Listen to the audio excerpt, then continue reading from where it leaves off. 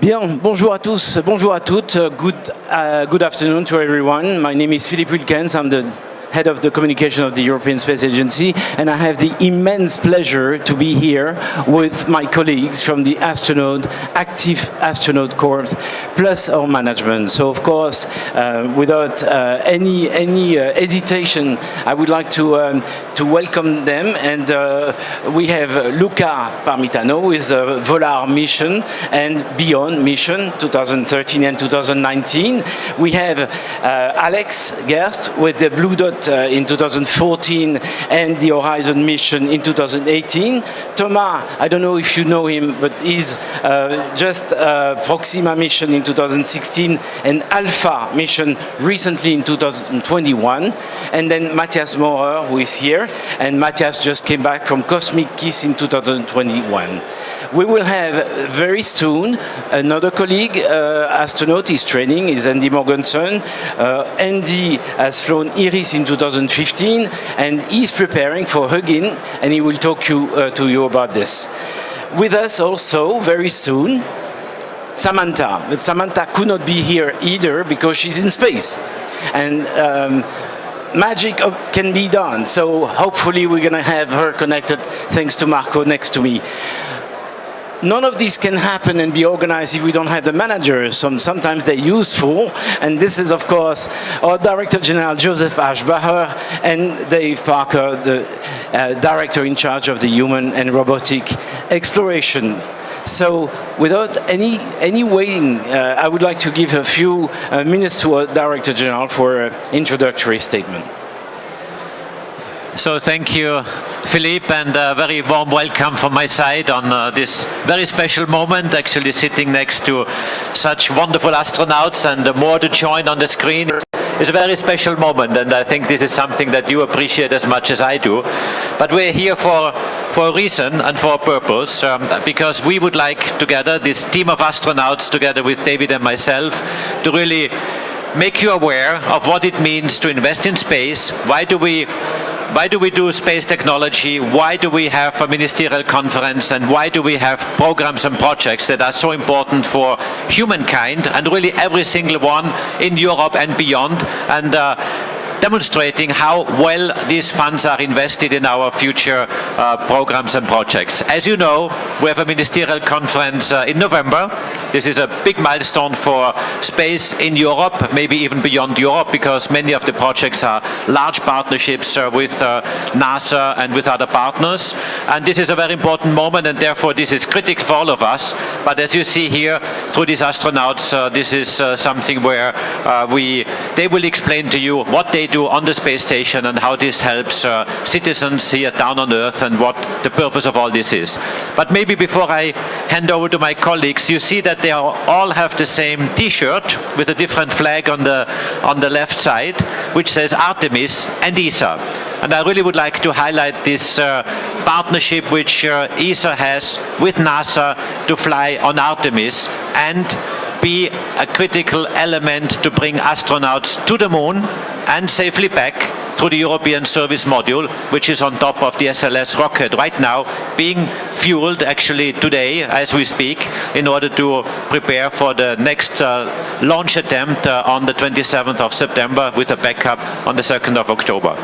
So these are exciting times, and I really look forward to hearing from my colleagues on the various activities. But before that, Dave will explain in a couple of words what the exploration package of ESA at the ministerial means for the astronauts, but for all of you, and what the main characteristics are. David, over to you. Thank you very much, Joseph. So exploration is this extraordinary combination of curiosity and opportunity.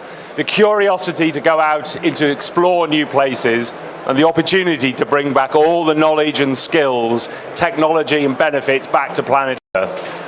At this coming ministerial, we have three really critical decisions for our ministers to make. Number one, do we continue to fly these amazing group of people to the International Space Station, our orbiting laboratory, for the next years, and also to allow the new generation of astronauts that we're preparing to select right now, to give them the opportunity to fly to the International Space Station. That's for low Earth orbit. For the moon, we're heading back to the moon with the European service modules. We're part of this Artemis program, and we see the first launch in the next days of this amazing rocket with European technology at the top of it. But we want also to send European technology to the surface of the moon, and this is why we're proposing our lunar trip to the moon, our series of landers, the European Large Logistic Landers, missions that will take the cargo, the resources, everything we need to support the human explorers, and we hope also a European explorer to the surface of the moon. And finally, as we look to the horizon goal of going to Mars, one day we will send humans there. Today we want to send our robotic explorers there. We have been given a challenge by the war, the invasion of Ukraine. We cannot fly our Rosalind Franklin rover there this week as we had planned, but do we take the challenge to send the first life search rover to the red planet using our European technology and skills? So these three key decisions are in front of our ministers coming up very soon, back in this city in just a few weeks' time. Thank you, Dave. J'ai appris que finalement, on attend près de 4000 personnes ici. Donc, on a déjà 9000 personnes inscrites. Donc, on aura à peu près 13 000 personnes au total. Donc, pour ceux qui parlent le français, on va évidemment continuer la session en anglais. Mais pour vous rappeler, nous avons 4 astronautes ici. Luca Parmitano, nous avons Alex Gerst, Thomas Pesquet, Matthias Maurer. Et dans quelques minutes, on aura aussi Andy Mogensen en entraînement à Houston et Samantha sur la station spatiale. Donc, on va passer sur l'anglais. Mais bien sûr, ces astronautes qui sont là, l'équipe de 6, représentent au total l'équivalent de 4 ans et demi en orbite. Donc c'est un temps extraordinaire, une expérience extraordinaire, 98 heures de sortie extravéhiculaire. Et je voudrais donner la parole à Luca pour commencer. Luca, can you just introduce your mission, your two missions? Sure. First of all, thank you for being here. Thank you for taking the time to be here. I flew twice. The first time in 2013, I was a rookie with the mission Volare, and it was really a really changing experience for me, learning a lot and making sure that that everything I got out of the mission could be given back to the people on Earth in terms of a lot of science, a lot of experiments, and then being able to transmit that to the other generations of astronauts serving as an instructor on Earth.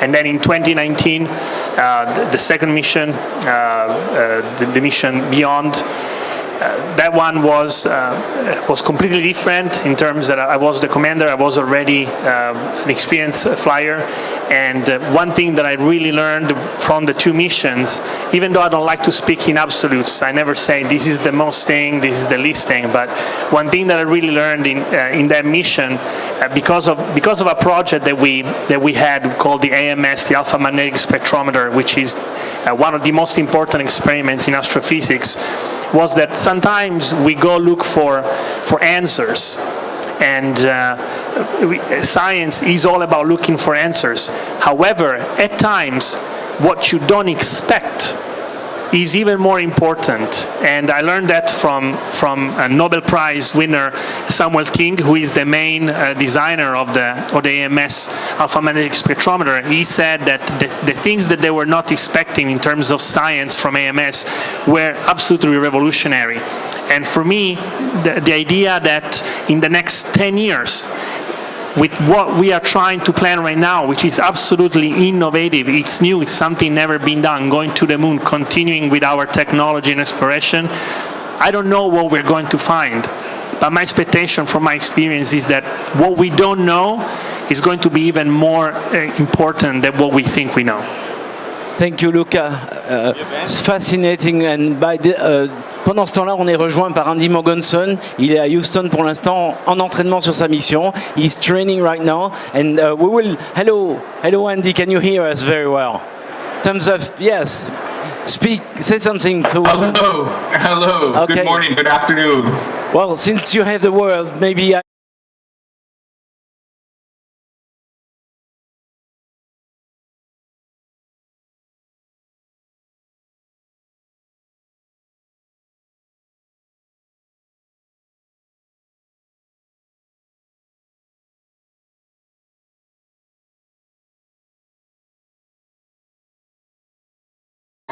I'll be launching on my second mission back to the International Space Station for a 6-month mission, which I am, of course, very excited about. This is a special time in the preparations. I'm working together with my colleagues. We are doing simulations and just doing all the training that's going to get us necessary to fly. And it's, as I said, a very exciting time with less than a year to go before launch. Thanks very much, Andreas. You're going to stay with us.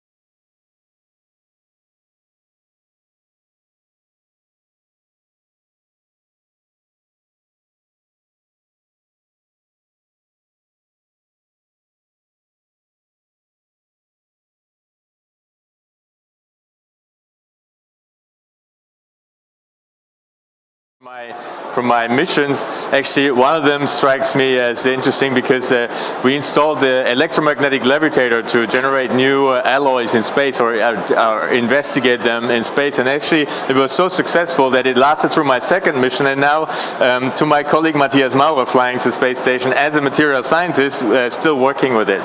Of course, we did more than 600 experiments. I could spend all day, probably more time than you have. One thing that I would like to pick out that made me think in the last days and months when we prepare for Artemis is what I received on the space station was the last one of Europe's automated transfer vehicles, ATV-5. And back then, it was the last one of its kind, and many thought an era was closed, but actually that was the predecessor of the Orion spaceship, the European Service Module, that's standing atop of the Artemis rocket right now in this very moment. And the way that we got into this cooperation on the critical path to NASA's international partners' strategic goal was by being really, really reliable as Europeans with doing European technology. And the ATV was an ambitious program back then that got us there by showing Europe to the rest of the world that we can do things on our own and that we're worth cooperating with. And such ambitious progress got us where we are now, and we should not forget that when we're looking into decisions soon, of course, in Europe, which projects to start and how ambitious we will be. Because only if we are ambitious, we will be attractive to further international cooperation. So that's one of the major takeaways that I got from that mission. Indeed, Alex, and we can listen to you the whole day. We'll come back to Thomas and Matthias later on because I see Samantha is ready there on the International Space Station. I wait for the signal and behind me if we can connect. Samantha, can you hear me? This is a very, very special connection. Usually we go through Houston, but this time we have a connection that has been made through Europe. And perhaps we can start enlarging the screen because she's very tiny there. Hello, Samantha. Samantha, can you hear me?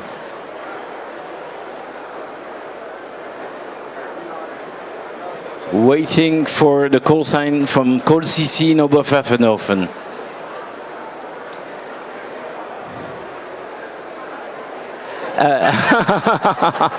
Okay, live connection, so you see there's no fake here. Yeah, to save a little bit like Samantha's honor, it's like we have a few minutes to prepare, so actually I think we're probably early and she's in her setup time and she's not aware that she's here on screen, so... Is she going to stop there? Because maybe we should change the picture. We don't see what happens on the ground, so... Yes. But can she hear us? No. No. Oh, is anybody can say hello to her in the module or something like that? I think she's ready, but we could call Houston and ask if we can get the... Houston, can you hear me? But it's not Houston, it's Oberpfaffenhofen. Okay. So I was told that I need to make the formal voice check. Samantha, can you hear me? This is IAC. Okay. Well, this is the first. Don't worry. Munich, this is Station. I'm ready for the event. Yes, Samantha, we are ready for the event. Oh, sorry.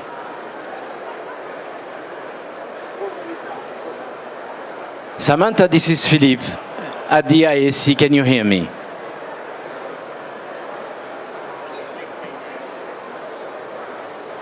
And Philippe, I have you loud and clear. Welcome aboard. Fantastic. Everybody's applauding here. I'm sorry, but I'm not alone. There's about 13,000 people in this whole area, but here we have the best of these 13. So, and also I have all your colleagues with me. I have Luca, Alex, Thomas, Matthias, and Andy is also with us, Director General, and Dave Parker. Samantha, we are delighted to have here, delighted to have you. What are you doing these days, and what's the rest of your planning as you're coming soon back on the Earth?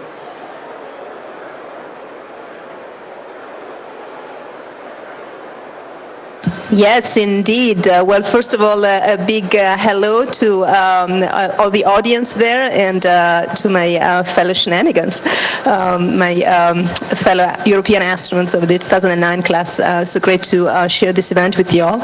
And indeed, so it's an exciting day today. We are coming towards the end of my mission, and one sign of that is that today we are going to get some new crewmates. There is a Soyuz that is about to launch in a few hours, and so tonight we're going to welcome some new crew members of the space station. But at the same time, of course, work up here continues every single day with a lot of science and technology demonstrations, and of course what we need to do to keep this amazing outpost in low Earth orbit up and running, so that we can keep exploiting and making the best use of this platform to gain the knowledge we need for further exploration.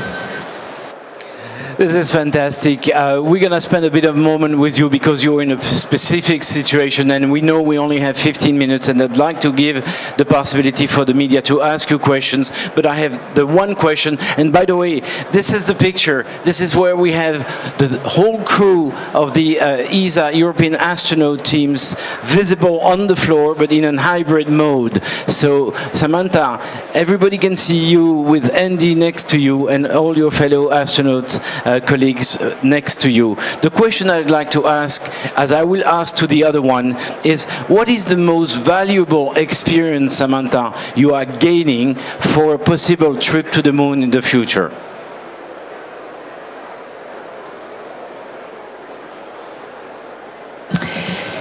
Yes, that is a very interesting question, and I don't think it's so much about the experience that I am gaining as Samantha or really any other astronaut. I mean, that's important, but it's really one small piece of the puzzle. I think that what is important is that as a space community, and in the larger sense, we are gaining a lot of expertise and knowledge in how to operate in space. I mean, there is the knowledge, the very detailed, specific knowledge that you might gain out of a particular experiment. But then even more important in terms of future exploration is that diffuse knowledge and expertise within the community about how do you do operations in space, how do you deal with weightlessness, how do you make sure that human bodies stay healthy in the space environment, but also equipment. How do you make sure equipment is robust, it doesn't fail on you, because as we go further away from Earth, the logistics, the cost of launch, the cost of transportation, the complexity of the logistics increase. So how do you make sure that you have equipment that is compact and robust, but also easy to maintain, reducing to the minimum extent possible, again, the resupply needs? How do you deal with the communication delays? How do you deal with the deep space environment? How do you make sure that humans and machinery and robots work together together smoothly so that we can, get the best out of the human element and the best out of the robotic element. All of that is important knowledge, and so the more, and I'm thinking now specifically also for Europe, right? The more we are part of this, the more we work in space and for space, the more actors are part of it in different member states of ESA, public actors, private actors, the more that knowledge becomes widespread, and that will enable us to become more proficient at space exploration and gain also a higher degree of autonomy in our space exploration endeavors. Hello, Samantha. Can you hear me? This is Joseph speaking. So I'm here right next to your fellow astronauts. So first of all, really congratulations to your upcoming commandership. This is a huge step, and I know how important this is for you, but also for all of us. And this is really recognition of the good partnership we have with NASA, but also of you as a role model to really be just an incredible astronaut. The work you're doing there is really recognized by everyone, and I think also us down here on Earth. If I ask you, and you have talked about the future engagement and the necessity of doing space research in microgravity, what this means and why it is so important. But we have a lot of young people in the audience here, some kids. If I think of the future and looking towards the moon, and Artemis mission certainly is looking towards the future. If you want to inspire young kids, young girls, young boys, what would be your message to them to get them excited about space and tell them why they should do all this, why they should study hard in mathematics and other domains in order to become an astronaut or anything related in physics, mathematics, engineering or space?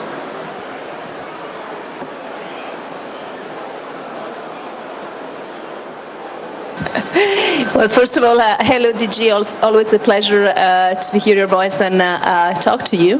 And to the young people out there, I can only encourage them to pursue a career and a path in space in general, and possibly in space exploration.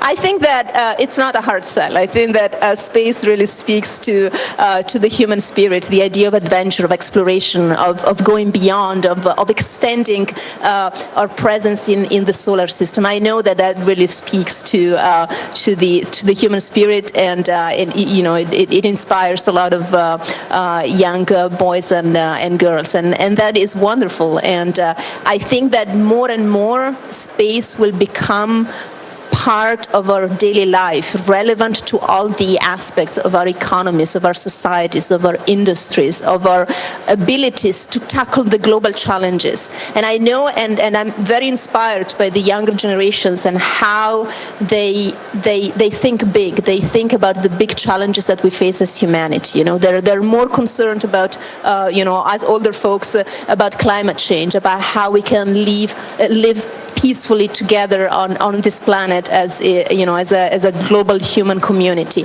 I know that the younger generations is thinking about this and is very sensible to these topics. And I can only tell you, young people out there, that space is going to be part of the solution to all these problems. And so we welcome your talents, your passions, your engagement, your dedication as you hopefully in big numbers pursue careers in space. Thank you, Samantha. Before I get to one or two questions from the media, and only media, please, I would like to ask Dave Parker to maybe greet your astronaut. Hello, Samantha. This is Dave speaking. It's great to see you, and it's great to hear you. We had the Diversity Day here at the IAC yesterday. We have this new initiative to select an astronaut that happens to have a physical disability. We call it the Parastronaut project. Can I have your thoughts about this initiative and why you think it might be important?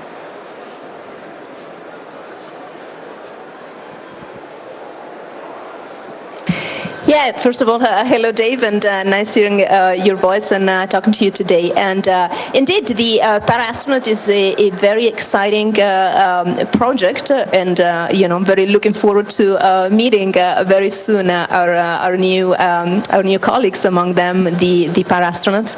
And I think it's a sign that we're opening up space. It used to be that in order to be an astronaut or space explorer, you had to fit a very small box, and we're opening up that box, and we are opening up to people of obviously diverse backgrounds and genders, and that has already happened.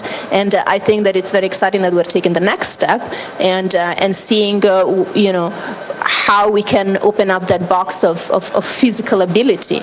And in the end, it's always a question of technology, right? I mean, I always like to say we're always, when it comes to flying to space, where we're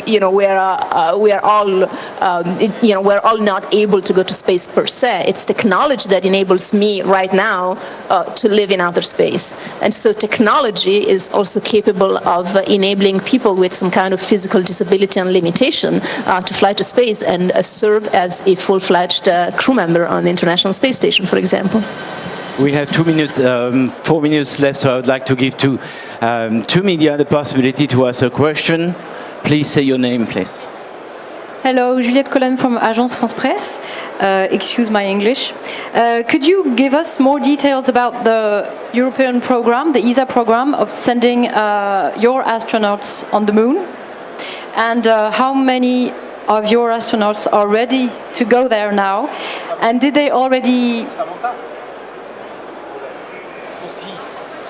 Pour qui la question? Oui.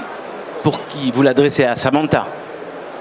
Ah, sorry. Oui. I didn't understand. Non, il faut aller vite parce qu'elle s'en va. Yes, Samantha, so sorry. Are you ready to go to the moon? And did you already train? Did you started training? Are you going to start some specific trainings to go there? Sorry.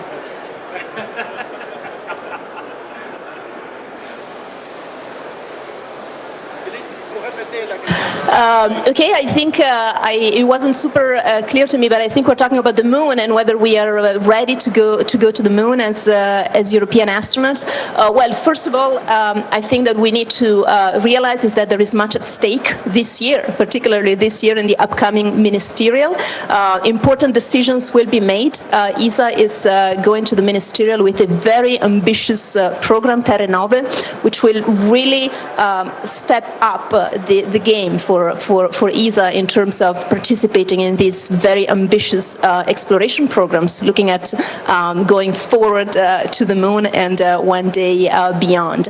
So what's really important at this point is to have that or secure that support, so that in the coming years we can increase the level of participation in the moon exploration program, and that indeed will mean that Europeans in a not so distant future will be able to walk on the moon. Whether it's me or somebody else, it's really not relevant at this point. But what really makes me dream now is that we can make that step. We can elevate our ambitions and have a very strong program of moon exploration. Question rapide, Simon. Hello, Samantha. Simon Rosé from Radio France International. Last July, you were the first European woman to perform an EVA from the Russian side. Simple question: how was it? Can you tell us?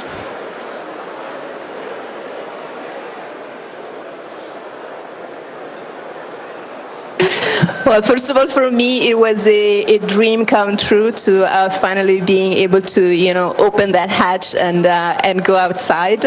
I loved it. During the EVA itself, I was very, very much task focused. I felt quite at ease. It felt like, I loved being in that environment. Being in the suit felt very much like being in the suit in training, and that's really a testament to how well our training works to prepare you to be in the actual real environment. I was very, very grateful for all the support I got, obviously at ESA, but also from the teams in Houston, and of course the teams in Moscow, since it was a Russian EVA, and from the lead space spacewalker, Oleg, who's a very experienced spacewalker. Very challenging for sure, and it definitely took me a few days to go through it in my mind again and relive every detail to really process this great experience. Nous allons perdre le signal dans 1 minute. Nous sommes en direct sur la station spatiale. Il n'y a plus de questions. On va dire un grand merci. Peut-être un commentaire d'un des astronautes. One of the astronauts would like to say something to your colleague. Hey Samantha, Thomas here. I hope you're hearing me well. Congrats, you're doing a fantastic mission. I'm so happy that now you're the next European commander. It's a string of responsibility on the space station that says a lot about the place of ESA in exploration and about where we got to as a core, as a unit. So thanks for the job you're doing. You're representing us and the agency very well. I like your hair, by the way. I'm not sure how long it's going to stay like this once you come back. But it'll be a pleasure to see you when you're back and then to see the next one go up. Congrats.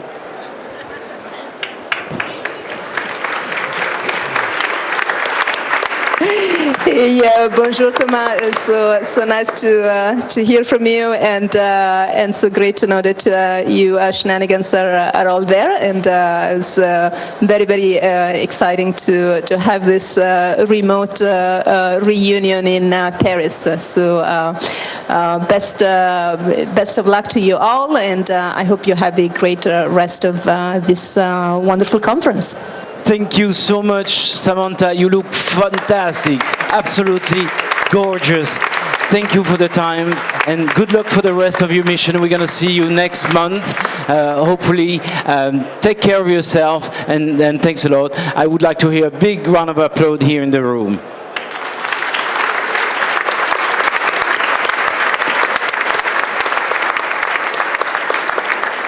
Thank you so much. Merci à tout le monde.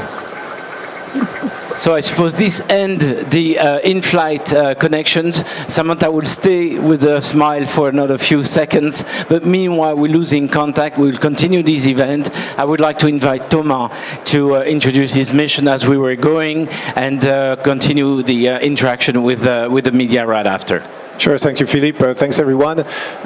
So my name is Thomas Pesquet. I've been selected together with those nice gentlemen and that wonderful lady up here back in 2009, which makes us space veterans by now. We used to be the new kids on the block, not so much anymore. Sorry, guys. And we're selecting a new class very soon. So I was lucky enough to fly 2 missions. The first one in 2016 is called Proxima. The last one last year, just before that gentleman here. We almost met in space, but in the end it was a bit late, I must say. I had to come back to the Earth. The second one called Alpha. So we talked about research on the space station. We all have thousands of good examples. I performed myself, I think, 232 experiments during my mission, out of which more than 60 from ESA in medical research. We're looking at the Alzheimer's disease, protein crystal growth, muscle atrophy with tiny microscopic worms that have a lot in common with humans in their DNA, believe it or not, and that's why we took them to the space station. Material science, like Alex said, physics, like Luca said, so there's tons of experiments. What I want to insist on a little bit is that the space station, like Samantha said, really stands to me on 2 legs. The first leg is the research that you cannot do on Earth. We have to go to space because we cannot have these results on the planet. And the other, but it's not just a lab. It's not just laboratory modules. It's also a step for exploration. And today on the space station, we're testing the scenarios that Dave described that are going to happen on the moon around Mars. We drive rovers from the space station, rovers that are on the planet, and that's the scenarios we'll have to perform on the moon, for example. So the space station's second leg that it's standing on is really the technology to prepare exploration. So I won't go into too much details, but what I want to insist on is that today, everybody loves that we're having the space station, right? But why do we have the space station today? Because 25 years ago, some European nations decided through ESA to embark on this adventure. 25 years ago, I don't know exactly, but a lot of time ago, people are bold enough to say, this is good for Europe, and we'll do it. And today we reap the benefits of those decisions made a long time ago. That's called having a vision.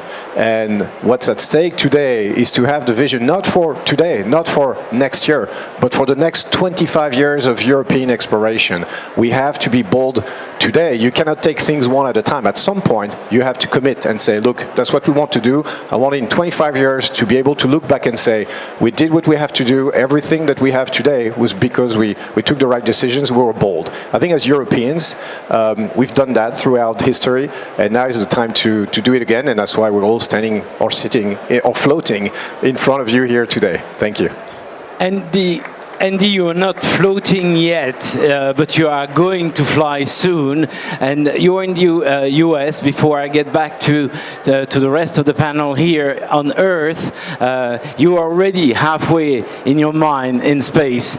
At the same time, I just learned that 1 minute ago we are starting a filling tank or cryo tank of this huge rocket. You're in the United States, Andy. I'm showing here the SLS Artemis mission, a little smaller, but still for a launch attempt later on in the next coming days. They're testing the cryofill. Are you up to speed with the mission that is going next door to your Crew Dragon? I certainly am, because I think this is really the beginning of the next great big adventure. Like Thomas said, 25 years ago or so, in 1998, when ESA joined the International Space Station cooperation, we embarked on the journey to go to the International Space Station. We are about to embark on the next great big adventure that's going to see humanity return to the moon and prepare for traveling to Mars.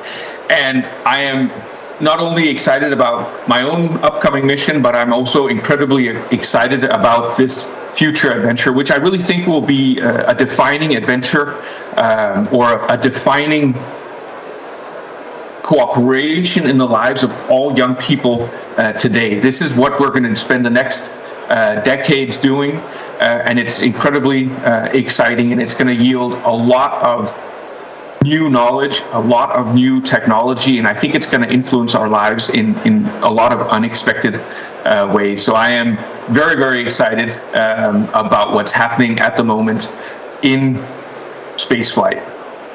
Thank you. Matthias, you're the last for the first round here. Please, you are probably the most recent return astronaut. We just came back. Smells pale still, no? Can you tell us about your mission and the few days after, as you've been doing so far? Yes, so I only came back in May, and just seeing Samantha there in the Columbus module made me homesick. Homesick for my space house. Actually, I lived in Columbus. I'm the only one of us here who had a house there, thanks to Thomas, who built my house. So, je peux le dire en français, Thomas, il a préparé mon lit et j'ai bien dormi. Merci, Thomas. So, yeah, and that shows a little bit the continuity that we have. Like almost every year we have a European in space, and we were lucky to have 3 Europeans in a row up there. Samantha is doing a fabulous job. Yeah, and I think we are living in very dynamic times. So, Luca and Alex flew on the Soyuz, and you flew on the Soyuz, and now on the Dragon. I ride on the Dragon, and Samantha as well. So it changes, and we saw also commercial tourists coming up there. We're at the new era in space. Space is changing so quickly, and we lifted up there, and we're doing a fabulous job, and I think Thomas mentioned it. We now need to take the bold decision to prepare the future. To tell a little bit, in concrete, why space is so important. We do a lot of experiments, and I just want to pick 2 in the field of material science, which I did. So when I started, it was the really peak time of Corona, and one of the experiments actually is targeting developing new materials that can kill microbes when we contact the surfaces. So it was a metal that was structured with laser on the top, and so it's highly relevant to employ these materials that we tested in space also for us on the ground, for example in hospitals and everywhere else. also, climate change is a big topic, and people often ask, do we really need to fly to space? We have climate change, we should tackle that problem. One of the materials that I tested up there was concrete, and concrete releases more CO2 than the entire aviation industry worldwide does. So like, just looking into that old material, trying to improving it by flying it to space, understanding it much better than we could do on the ground, gives us hopefully a leverage to do something good against climate change. So these were 2 examples out of the more than 100 experiments that I did up there.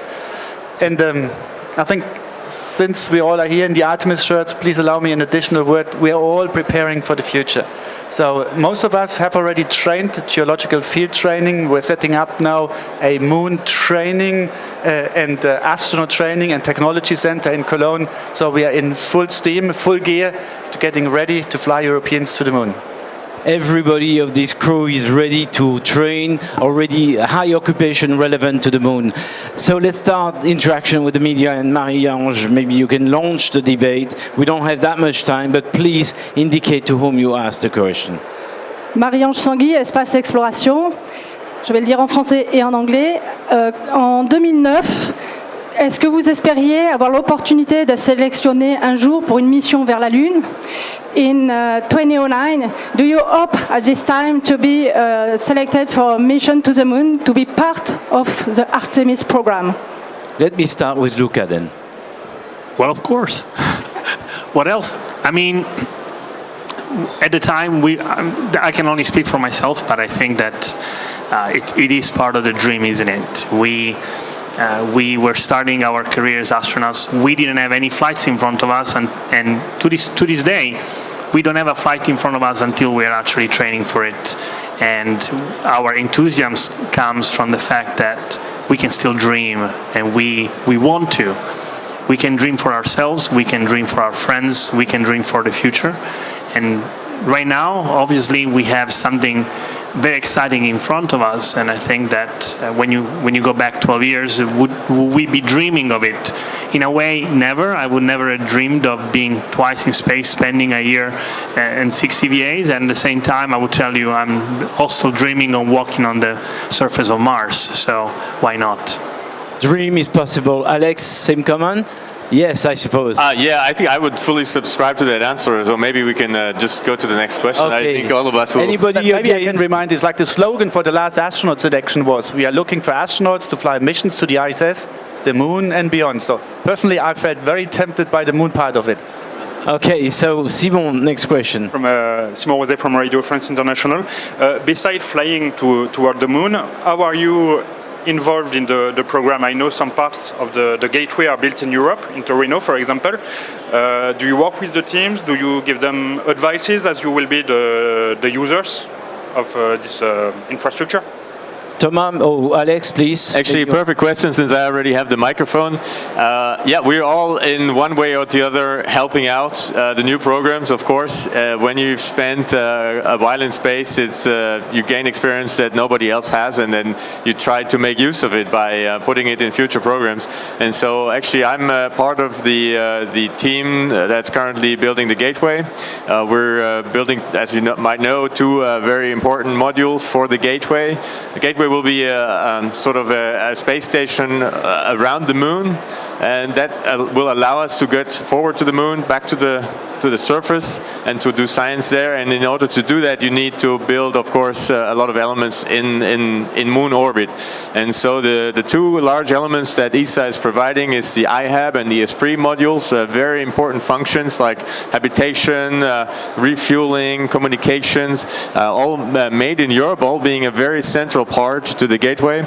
And I'm part of the crew operations team who puts in their experience to have worked with the engineers. It's quite a privilege to work with engineers all over Europe and the prime contractor in Italy to build those modules. And it's actually really fun. I'm learning a lot and they learn something, so it's an ambitious project to go ahead. And it's really nice to see that they're basically shaping metal already, that's going forward, and it's not as far away as you might expect it, because sometimes you think you don't hear a lot about it in the media. That's why it's far away, but actually that project is coming along very nicely. Thomas, you would like to add anything? No. Okay, next question. Hi, Christian Roudot from Arte TV. I would like to ask all of you, and maybe to the boss as well. Obviously, all of you want to go to the moon, but there'll be only one seat. So, how is it difficult to deal with competition between all of you? And how are you going to pick up the winner, if I could put it that way? So I happen to have the microphone at the perfect time. I'm this close to announcing myself, but obviously I cannot do this. No, but I mean, obviously, I'm sure Joseph is going to have a few words on this, but first of all, it depends if we're really embarking on this adventure. This is not a given. This is not just going to happen. Back to what we were saying before, we have some work to do. We have some decisions to make. We can do our part, but everybody has to do their parts. The member states, the people in ESA.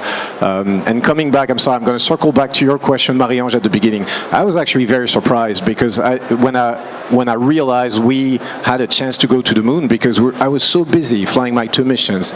Then I came back and I looked up, and there was a rocket on the launch pad, and I was like, how did that happen? Obviously, it didn't just happen. Thousands of people have been working on it. I was just not paying attention because I was too busy doing my little part of the work. So all this to say that that's going to happen again. If you ask those guys who's volunteering, you'll get a lot of hands going up. But it's not down to us. What's important is that we go as a team. Look at us. We're wearing the same shirts. We're becoming more and more united in Europe. This is good. And Europe is going to embark in this adventure. You know, there'll be many missions. We start with 3, that's what we said. But there'll be, you know, in 25 years, you're asking this question again, and you'll see many Europeans have been worked on the surface of the moon, and that's a tribute to the work we do at ESA, the engineers, the managers who put the program together. We just have to execute. So let's ask also the boss, as he's going to decide. I happen to have the microphone, so if you expect me now to make an announcement which of these wonderful people, including Samantha and Andy, will go to the moon, I have to disappoint you. This is not happening right here. But the chances of some of these people in the extended circle, including Samantha and Andy, is going to the moon are, of course, very high. Because, as you know, and for those who have not followed it closely, we have 3 seats allocated or negotiated with NASA to fly on Artemis. 2 of them will go to the gateway, and maybe, but it's not confirmed, 1 could go to the moon. And this is, of course, all up to discussions with NASA to start with. And then, of course, once that is achieved, then my job will be to look deeper into the set of astronauts we have here. There is a good reason why they have an Artemis logo on their T-shirt. The likelihood some of them will fly on Artemis and possibly one of them go to the moon is high, but I cannot give you any name if that is your question. But since I have the microphone and talking of astronauts and selection, as you also know, we have a round of astronauts being selected now for the next class, so the 2022 or 23 class. We had 23,000 applications. We have gone through more than a year through a very tremendous, very tough selection process. And we are coming to the last stage, which will be that I'm meeting some dozens of astronauts personally very soon, in the next couple of weeks, and I will select out of those a handful that will be members of the next active astronaut class, plus the reserve astronauts, which is a new feature, which we don't have today, which will also be selected at the same time, including, by the way, the para-astronaut candidates, as David was explaining before. So yes, there is some excitement announcement to come. It will happen at the ministerial of the next class of astronauts, the young generation, as you call it, learning from these wonderful people here and complementing our 2009 class. I recall the ministerial is the council meeting at ministerial level, which will happen on 22nd, 23rd of November this year. Very important decision. So, other question. Don't forget, also Andy's there to answer question if you have anything. Please address your question to one of the panelists. Hello, good afternoon. My name is Anushka Sharma and I'm from Naut. Naut is in astronaut. My question is, will the new cohort of selected astronauts and para-astronauts also be included as potential for lunar training as part of the future missions? And also for my fellow Brit, can I ask, will Tim Peake be included in the Artemis missions? Okay, let me ask answer the first question first. The new generation, of course, have to be selected and trained to become astronauts and then eventually fly on a mission. The first destination of the new class of astronauts is very likely the ISS, because there we still have a couple of years to go, and certainly they will need to gain experience of flying to the ISS before eventually in the future time the moon may be a future destination. As regards Tim Peake, he's not with us today because he's but Tim Peake is on exactly the same level today as these 6 astronauts you see, including Samantha and Andy remotely. So he is part of the 2009 class, and yes, treated in the same way as these wonderful colleagues. Next question here. Hello there. Tony Jolliffe from BBC News in London. I wondered if I could ask you, all of you, anyone who's got some thoughts on it, given the current rearrangement of relationships with the Russian Space Agency, how do you think this is affecting interaction and relationships actually on the space station between cosmonauts and other colleagues? And how do you feel about future cooperation, and are you hopeful of it one day being back on a better terms, or do you see divergence and independence? So first Dave, and then maybe one of you. I can confirm that day to day the operations, the teams are working really well aboard the International Space Station. The cooperation is fundamental to the safe and successful use of the space station. We continue to work, and we've not seen any changes or developments as a consequence of worldwide developments, but we're very happy with the cooperation and the way it's proceeding. Matthias, you were on mission during that time. Yes, since I was on board, like when the Ukraine war started, I think I can take this question. We are like one space family up there in space, and we train together, we live there together, and we have 100% confidence in each other. And on our level, everybody's on the same level. We are against war. We think peaceful cooperation is the only way forward, that humanity can solve the challenges of our planet, and also the only way that we can explore space efficiently. So I have no doubt that we can continue this cooperation at least on our astronaut level. On the political level, I think we have some open questions to resolve. Anybody else? Luca? I was going to add just one very small bit. You heard Samantha thanking Oleg Artemyev for going out as the lead over EVA. When you go outside on a spacewalk, the two outside depend on each other for their lives. All of us have had that experience, and it is absolutely important to feel that you have each other's back. I think that it's an example and a testament to how a dream can be a lot more unifying than any enemy can be. So my hope, and I think everybody else, you don't have to be an astronaut to have a big dream of exploring space, of looking for the best science, looking for the exploration and other resources, to join in a global venture rather than create an enemy from the outside. And that is something that separates us all. So, thank you. Andy, you are up there, ready to go to the space station as well. Can you maybe give your perspective of working and preparing, seeing the Russian colleagues around you over there in the training and in the astronaut corps? It's been said before by many other astronauts that when we go to space as humans, first of all. We go to work together as representatives of all people from Earth to solve problems, to do science, to expand our horizon, to increase our level of knowledge, and to improve lives back on Earth for everyone. We don't go as citizens of Denmark or France or America or Russia. We go as representatives of all of humankind. And I think that's really a key message that we can share with everyone on Earth. It's something that we also see very clearly from space. We don't see the Earth as 195 or 200 different countries. We see the Earth as one planet. We don't see borders from space. And because it only takes us 90 minutes to travel all the way around Earth, you really get a deep impression that it is one planet that we all share. And if we could only learn to live together peacefully, to cooperate better, then many of our challenges that we face on a daily basis would disappear.